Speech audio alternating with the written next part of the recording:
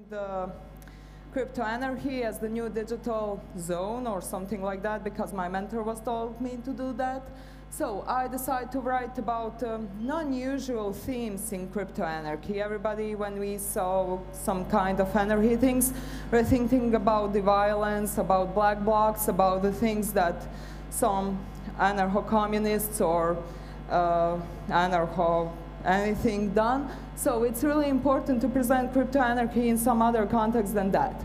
So peace and anarchy, is this possible? Just as I say, in the history there was a violent anarchy movements, and they were doing a lot of crazy stuff in the past, especially in the 80s and 70s. So it's time for the new revolution, so-called, in the anarchistic sector of themes. So cryptoanarchy is not anarchy of black blocs. When we rethink the black blocs, they were mostly violent. They were just producing some direct actions or something. They didn't find a solution to conquer the system in that point. They didn't build any parallel system. They just trying to remove or abolish the state without any correct solutions to provide some after party for the anarchy. So cryptoanarchy is anarchy of individual human security and its principle of non-aggression in its core. There is no violence in cryptoanarchy. By understanding the technology and mathematical principles of encryption and mathematical logic and everything else, we will realize that our privacy, anonymity, and security cannot rely on violence or direct actions. So freedom of speech, same, can be achieved by violence. The concept of the potential peace potential of cryptoanarchy is reflected in the transformation of violent conflicts for the new future or for the so-called digital age, and it will be done by free black and gray markets, which will reduce the civil casualties in the states or societies, especially in the societies where direct democracy is on. So mostly, I will talk about this later, so I can move from abstract. Interim peace potential. In the theory, the peace potential or the peace is defined as a pre-war or post-war period, which is not correct. Peace can be in any time in the earth when we want to. So its alternative definition, freedom from disturbance. When we rethink the peace potential, we can find the peace as an individual or collectivistic sense. In collectivistic sense, peace was never achieved. Why? Because states are the providers of violent conflicts around the globe. So it's really important to rethink about the peace in the individualistic manner. Theory of peace in anarchistic studies. When we talk about peace and anarchy, we can find one movement in anarchy which is directly connected to the pacifism or peace potential, and it's anarcho-pacifism. But in that context, they didn't do anything symbolic to achieve something that will be sustainable for the new age. So anarchistic studies recognize anarcho-pacifism as the core for the peace potential in anarchistic studies. In the peace potential, we can find, just as I saw, individual and collectivistic peace. When we rethink the people who try to build something peaceful in the earth, we find Mahatma Gandhi or somebody else. Nobody mentioned the idea. They mostly mentioned the people as the name or surname, and the idea stays in some kind of deep layers. The cryptoanarchistic peace. The cryptoanarchistic peace is not something that is still achievable in the real form. Just as cryptoanarchy, it lives on the digital age, it lives on the internet, just as media says, but it's important to rethink how to correct that in the real world. So technological and anarchistic approach to solve the different kind of problems instead of potential conflict is the core idea of cryptoanarchistic peace potential. In the Man for Peace, there are two theories, criticism in theory and criticism in practice. That was the two definitions from my presentation about anarcho-academism, and I found this critique and criticism as some kind of different definitions.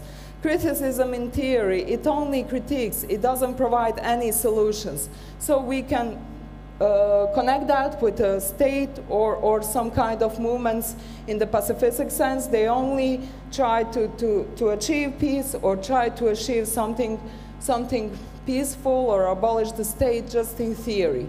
Critique in practice is the core idea of cryptoanarchy. It's finding parallel solutions to the state solutions and finding something that will be sustainable for the years that coming and people will use it. So critique is anyway better than criticism.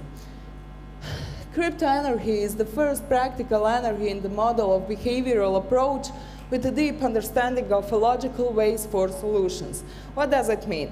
When we rethink the peace in the psychological or behavioral manner, we can find that peace lies in us. If we are trying to achieve something that is more violent than anything else, we will achieve it. If we rethink the position of us in intrapersonal and interpersonal manner, we can find the peace vectors. So, I'm sorry, I have one more slide. Never mind. So, in the peace theory, we have a psychological and physical peace, which means the abolition of divorce. But when we rethink the peace in that manner, we can find that the state provides some different vectors to compromise society with the violence. It happens in every state of the world, so it's really important to recognize that. It's a nationality, it's an identity of collectivism, or surnames and names, which is mostly found in the post-conflict transitional societies. I'm coming from Balkan, so the biggest vector of the conflict and wars was just nationality and religion. So that's the state models of the vectors. But in cryptoanarchistic peace, the individual relies on the self. It relies on technology, it relies on anarchy, and it relies on the individualism. If you found that vector as something malicious for the society or for yourself, you will try to ignore that and find some different solutions to abolish that vectors. Not in collectivistic manner, it's important to find something individual that fits you most.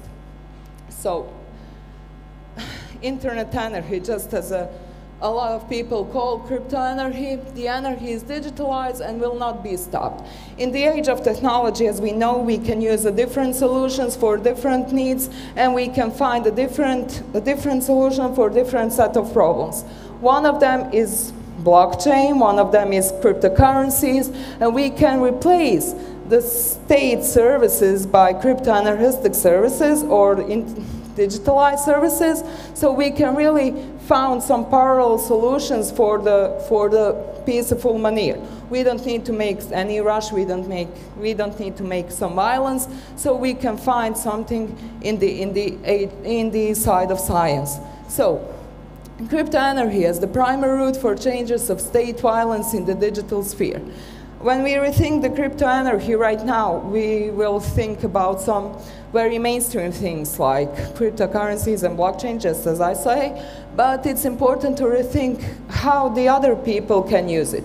We all know that cryptoanarchy is a set of three most main spheres, like privacy, anonymity, and digital economy or decentralized economy, so it's really important to find the model that fits you the best. In the potential of primary route for changes, state violence relies on the people actions. It relies on collectivistic actions, and it relies on the trust of the people. We don't need the governments in this time, so we don't need their vectors, we don't need their services. Everything that we can find is on the digital sphere, and it can be transformed to the realistic sphere. The potential of cyber pacifism instead of national security model. I will talk about national security model and human-centric model later, but have you ever talked why governments doesn't support crypto pacifism instead of crypto wars? They mostly use their tools against the people, and they are calling themselves crypto pacifists. They are trying to provide some solutions that will stop the bad guys from the digital sphere by national security, and they are trying to collect to make collectivism on the internet, which is in the core, it's anarchy. So it's really important to rethink the cyber pacifism by the individualistic sense of the end users and organizations or anything else. So it's really important to rethink in the manner of using the encrypted or the centralized tools. The cyber clash of security models. So government, states, and all that security jazz, national security versus human-centric model of security. National security is mostly rigid, one-size-fits-all laws and prohibition solution.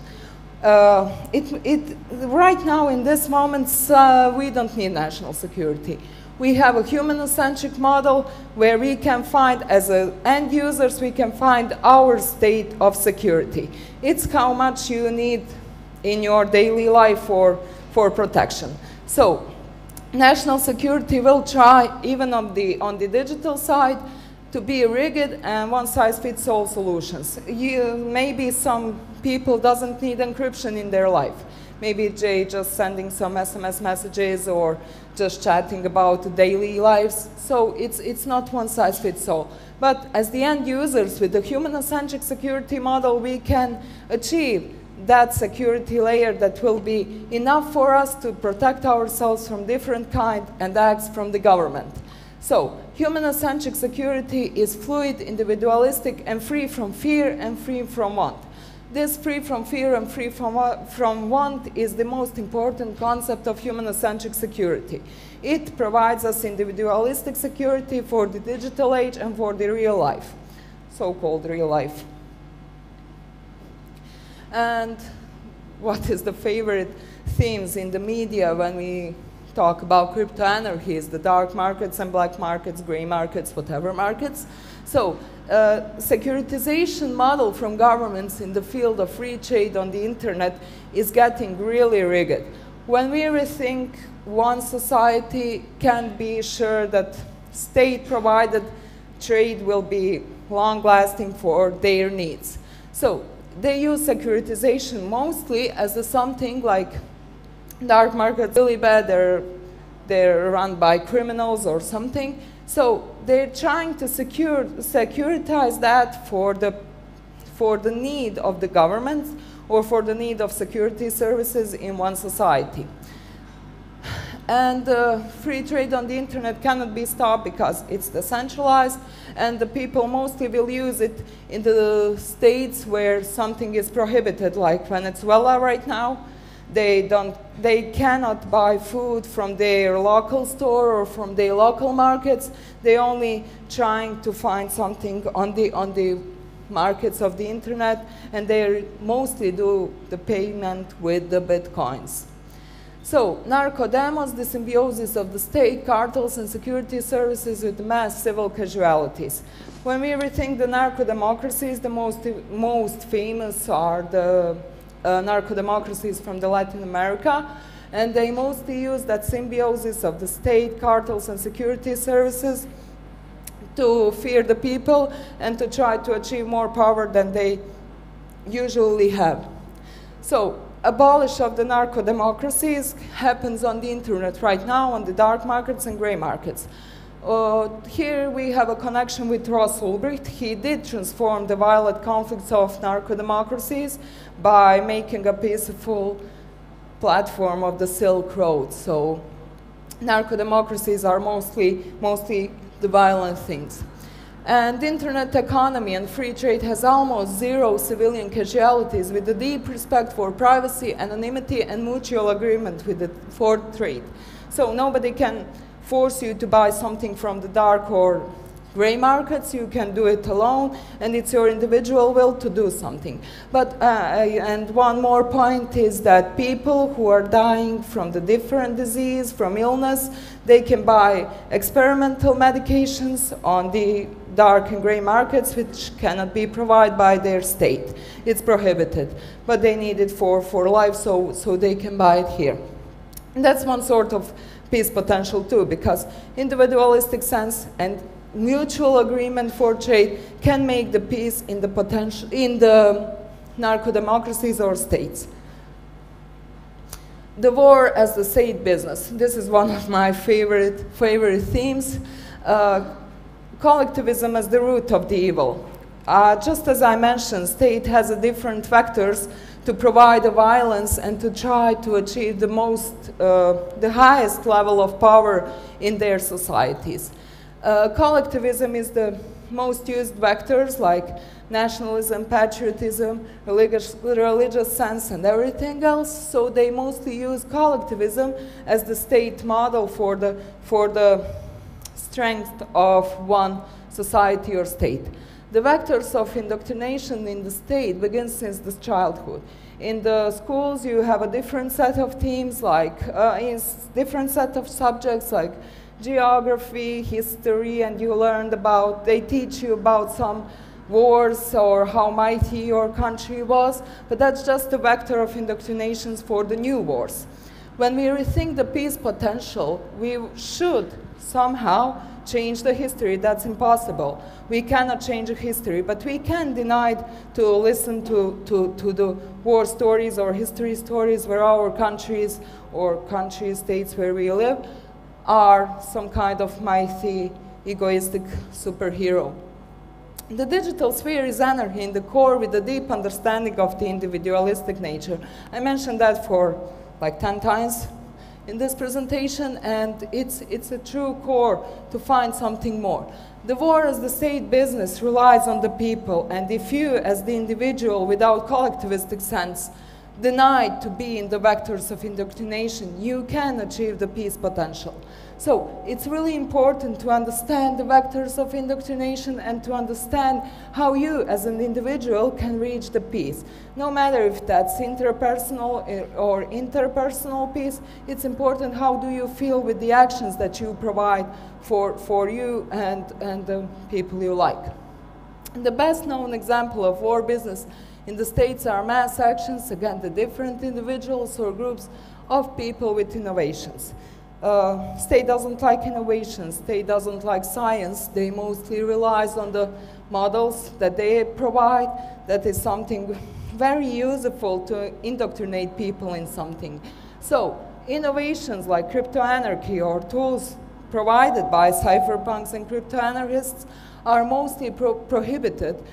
In this point we can find a connection with Cody Wilson, who invented the 3D guns, and he was accused by 21 states, as I hope so, I think so. So it's a real innovation. It's something that provides people a new level of peace potential. And most of the people ask me how distributed defense can be peace potential. Well, when you are sure that you have a weapon to protect yourself from different kind of subjects like governments, criminal groups or something, you can be in some kind of peace. Why? Because you can answer on the violence with violence, but you can be sure that you're in a peaceful moment with your weapon.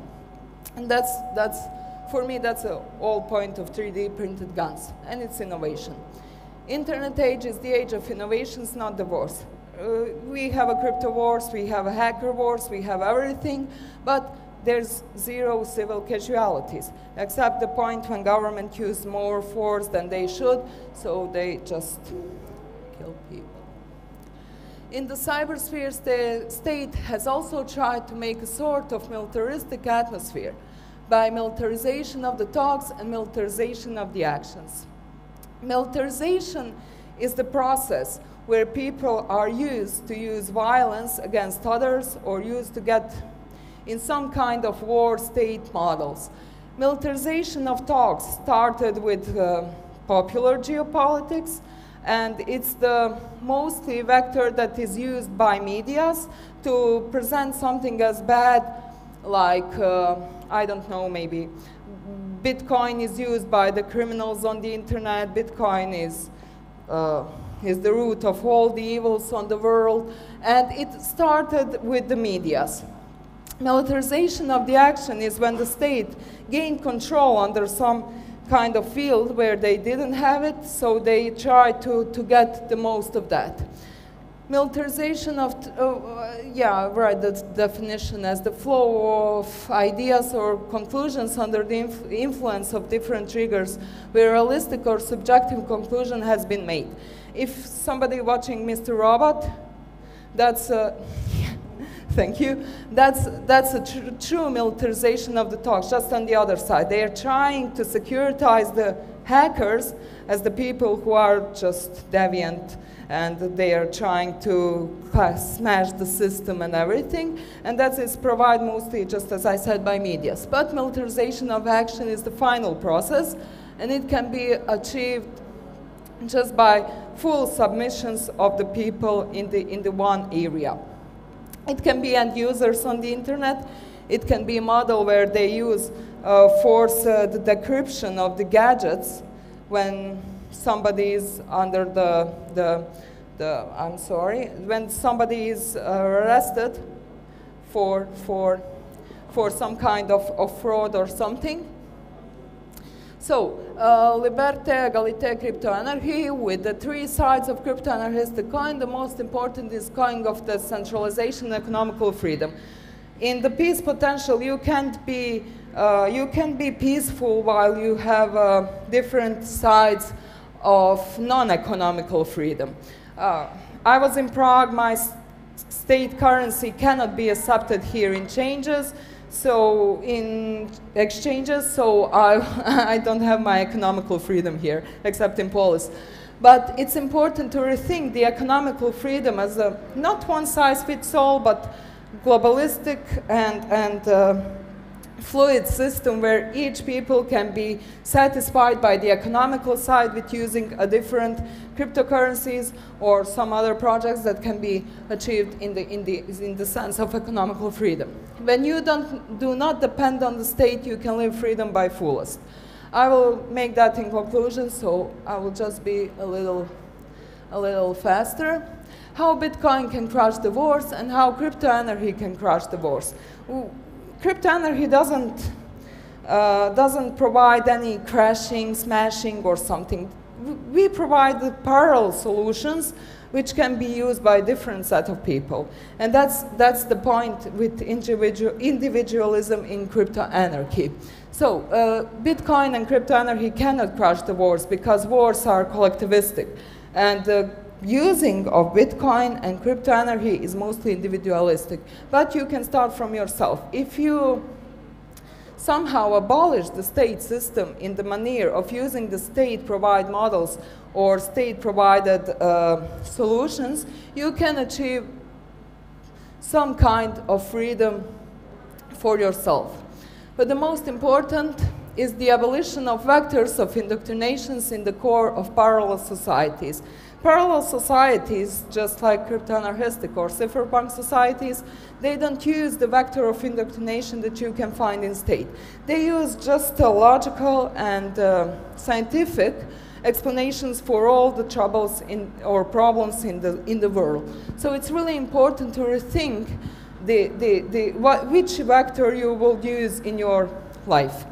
If you want to use state vectors, go on. If you want to use the vectors that are not indoctrination vectors, you can use it too.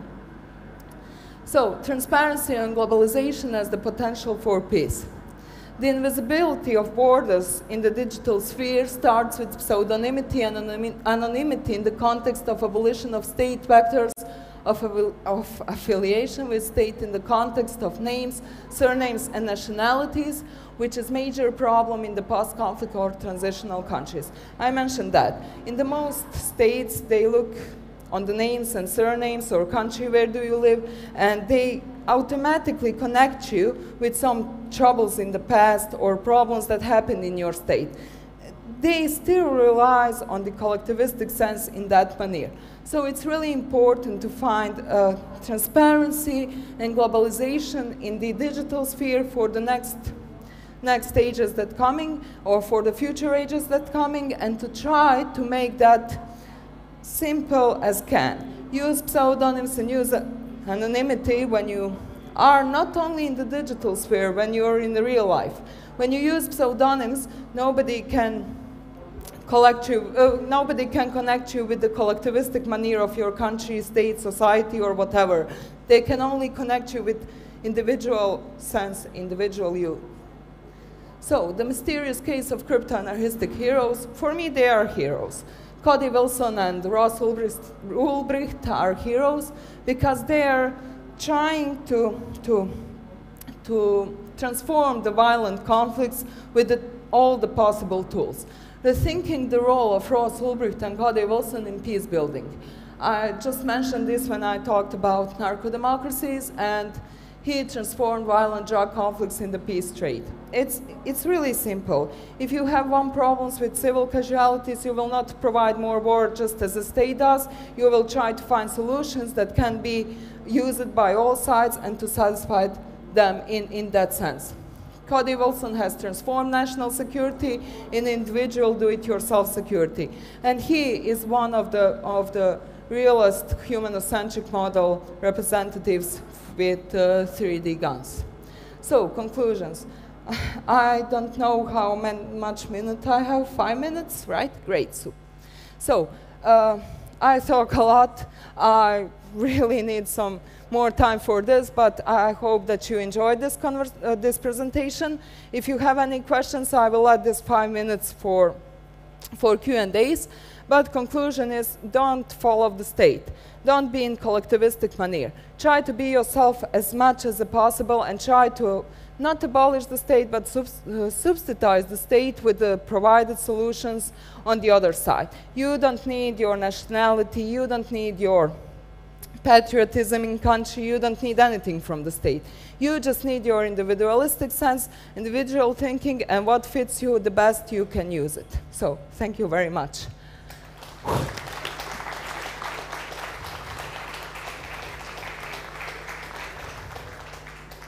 Thank you, Liora. Do we have questions?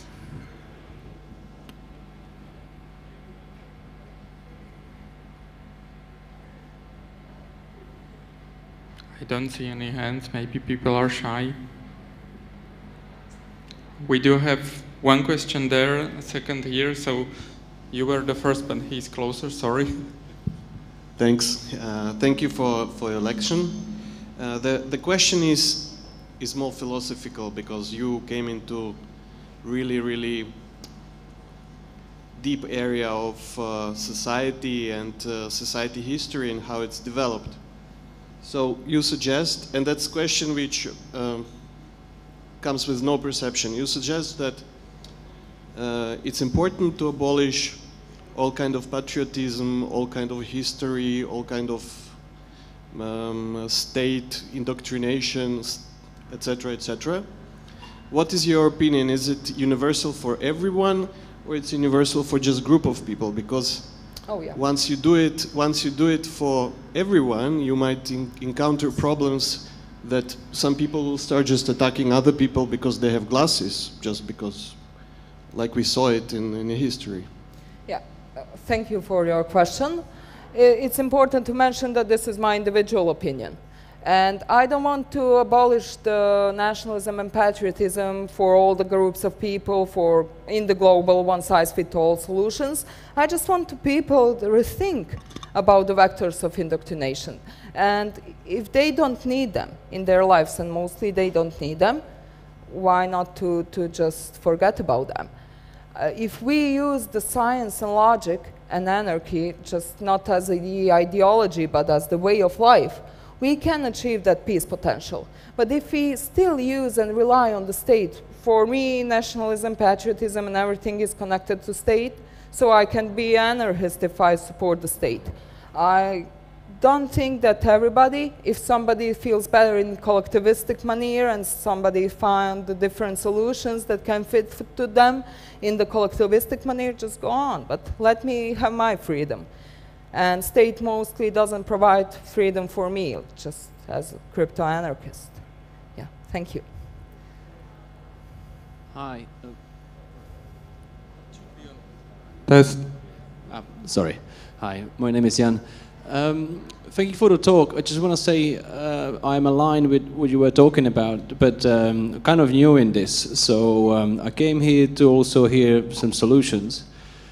And what I don't see yet is, in this crypto anarchy, who's going to provide the services that no one else wants to do? Like, that's what we are being, I guess, indoctrinated by state. So that means cleaning the streets, security, law enforcement, healthcare. I think that no one wants to do. I understand if we have a Bitcoin and governments can't print money, we will have way more money for everything else. But in the future that you foresee, how do we organize and get these services covered in between us? Thank you. I'm sorry, may you repeat the last sentence? Right. So in the future, in the crypto-anarchic future, how are we going to organize ourselves as a society? Who's going to provide these services? Is it going to be private companies like, I don't know, Neighbors Patrol or etc.?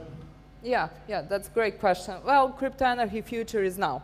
So private companies and individuals with the ideas and visions can provide a different set of solutions for the state models. So if you're asking me, I will always vote for private companies to provide me something than the state models. So it's really important to rethink about the problems that we have right now and try to find solutions, not only as the in collectivistic sense. If you have one problem, you will try to solve that in some period of time. And if you have some global problem like narco-democracies, you as the individual or with other individuals, you can provide some solutions. I don't think the state provides any solutions or system that is valid. So I don't really find the concept when people ask me how will crypto anarchy will be sustainable by providing, I don't know, like security or even police. I was like, why? We have all the parallel solutions for our problems, and we just need to research and seek for them. If we don't have solutions yet, we can organize and individually rethink about that and try to find some vision or solutions that will fit the best, just like Bitcoin or blockchain. Thank you. Hi there. Yeah. Oh, it doesn't work? Yeah, it works. How many people need to bail out when we will see some real changes? I mean, how many people in population, I mean percents, how many need to refuse to use the state services?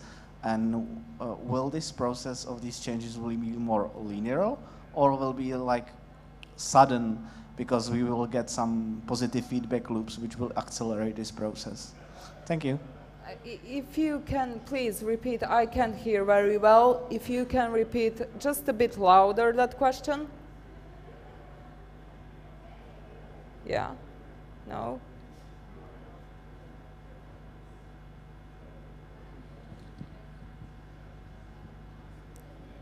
Did they hear me? Now? Okay, thank you. The changes in society, will they be linear, like slow, or will they happen at once because they will be hidden and it will be like black swan and sudden change will come because we will get like positive feedback loops. People will stop paying taxes because they will get less and less, more and more crappy services, and they will just say, okay, I don't like it, I bail out. Yeah, I think it's process. It's process, just like the innovations or technology innovations or any innovations in this world. It's just a process. And people get adopted on that in some time. And they don't need to be in the black swan situations. They just need to be, they need to have a sense for that.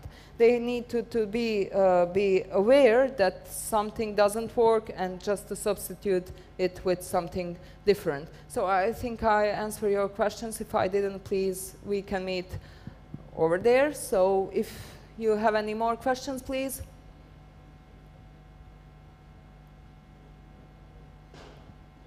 Questions? Oh, please wait for the mic. Hi, Liora. Thanks for the amazing talk. I heard some rumors that you are planning to open parallel police in your country. I just want to ask you if this is true, and if yes, then when? Yeah, parallelny police in Sarajevo is very vivid idea, but our state don't provide me the registration papers, so I need to wait until the next year. It can be in January, it can be in February, but I think that we will announce when we will open parallel polis in Sarajevo. And also I'm really glad that you asked me that, so I can keep straight face. So and yeah, the centralization models are really important for the peace potential. If you have a problem in state, like 3 governments, 15 governments, or something like it's in situation in Bosnia and Herzegovina, you can provide for people the centralized solutions, just like parallel polis, to see some other specter of the coin. So it's one of the ideas. Thank you. Any other questions? I don't see any other hands, so in that case, once again, thank you very much. Thank you.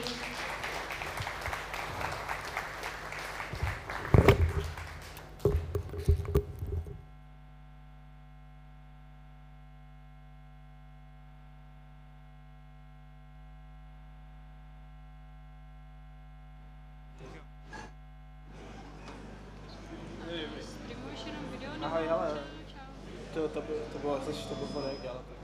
Jo, dělají pogoda.